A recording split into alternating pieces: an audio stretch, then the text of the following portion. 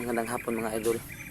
So nandito na naman tayo sa bahay ng tatay namin na nagkaroon ng sakit. So nandito po ako ngayon para dalhin yung mga gamot na binili namin para sa kanya. At sa mga nagtatanong, napacheck up na po namin yung tatay namin. So yung resulta ng kanyang sakit po ay pneumonia po. So mabuti na lang at pneumonia at pwede pang maagapan mga idol. So nabili ko na pala yung mga gamot na kinakailangan ng tatay ko. At unang-una sa lahat, maraming salamat sa mga nagbigay ng tulong sa tatay ko. Hindi ko man ma-mention kayong lahat na nagbigay ng tulong sa tatay ko, pero maraming salamat sa inyo.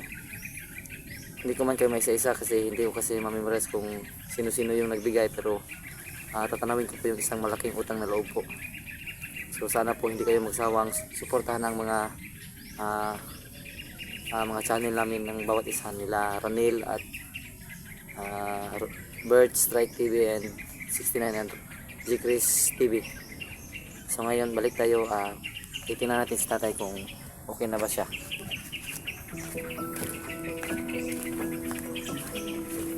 Hapon ba?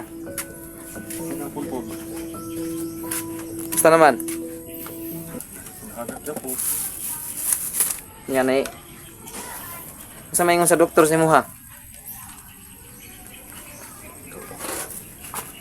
Lumungas po. Baga. Basta man to, namaday ko anto, namaday ka ng napasahan man ako to sa resita ni ay sa inyong sa tawagan na result sa imong x-ray nga namaday na stock nga kuan sa imong likod. Sa tawagan na plema.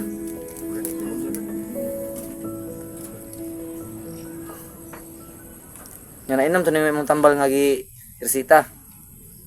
Tong una na mo ka Andre palit. Oo. Nya mo sa man imong gibati, okay na ka?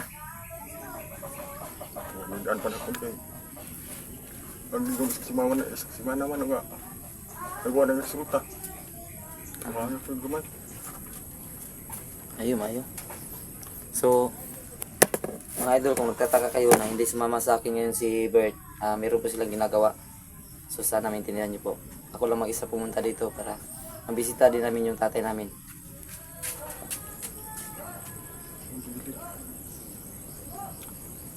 Kuan pa. Nakoy gipalit nga tambal si Maron Riba kay naman po yung naghatag gamay grasya nga makapalit tag tambal para nimo. So dapat maintinon nimo ni inom. Kaya kung gibasa ang mga research nako sa Google ang mga kinahanglan sa imong tambal, apil man gining luya. So dapat mo kuan ka ni kuan. Maintinon nimo na sa taga-adlaw guro mo. Depende sa imo kung kanahan ka nang mo inom. Kapila na mo inom sa taga-adlaw. Salamat mo kayo. Nga muning tambal nga palit namo sa katong naghatag og kuan nga may grasya. So yun na isa sahon kay daghan man ni. So dapat maintinon nimo na aron maulian ang imong sakit kay bisod kayo pa. Salamat ito sa anak. Basig magpasalamat ka. Salamat kayo sa naghatag itang nabang. Salamat kayo ninyo. Tanga di sila mag Hindi ito mumuhunong gumupulan sa pagtabang sa taong ninanglan. Lisod yung taon kaya mong himtang. kira na importante nga maayo ka. Malag pabaga tagnaw tabang sila ba at least mauliluyan na ka. So bawal ito sila puhon kung kita na po yung mga lugar.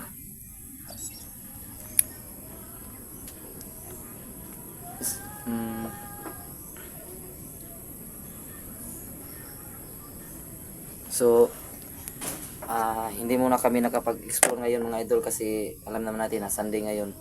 Hindi pwedeng mag-explore kung araw ng Panginoon mga idol. So dapat sa araw ng Sunday dapat hindi tayo aalis ng bahay kahit hindi tayo nagsimba. Dapat hindi tayo alis ng bahay dahil isang importanteng araw to ngayon mga ka-idol.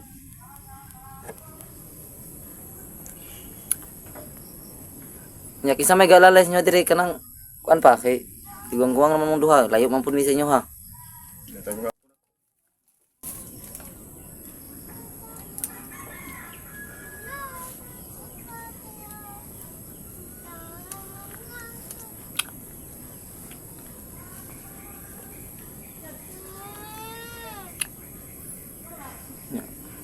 Si kuan ba si ang dili pa lang tungod di 69 ba di gud ta mabtan og mga hinabang nga kuan di gud ta ka payo sa imong sakit.